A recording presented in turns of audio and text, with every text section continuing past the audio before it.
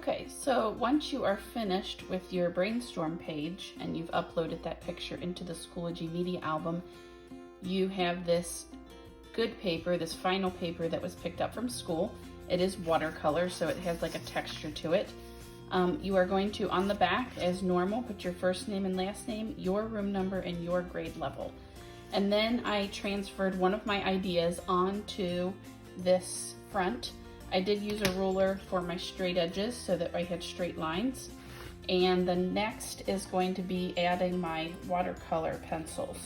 So decide on 5 or less colors. I am going to be doing some orange to start. And I'm gonna go ahead and just color in one of these shapes to begin. Now, this dry part is just like a normal colored pencil.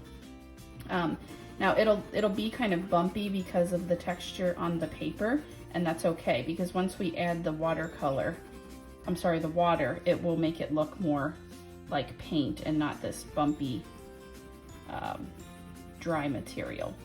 So I'm gonna do a couple of shapes just to give you an idea. Now, just like when we paint normal watercolor, we do not want to paint a wet shape next to a wet shape.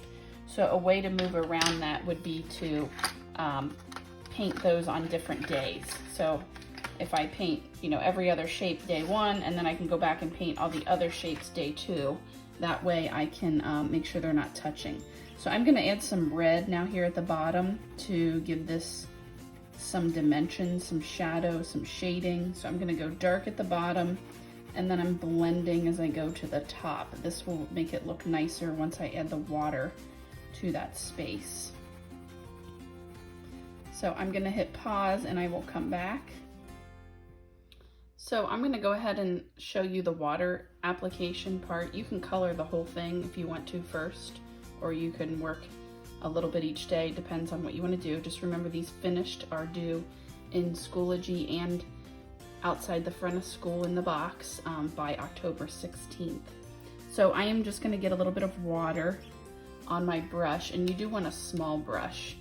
And then I'm going to go ahead and start getting that color wet and then spreading it up.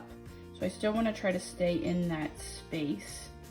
So you have to work carefully so that you're inside your space. Now, because I decided to start with these bluish squares, I am going to not paint the red-orange ones until tomorrow because I want them to dry, so I'm not touching a wet color next to a wet color.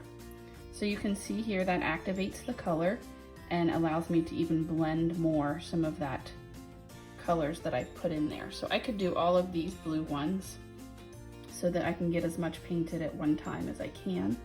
And then the next day I could paint the ones that were next to it once this part dries.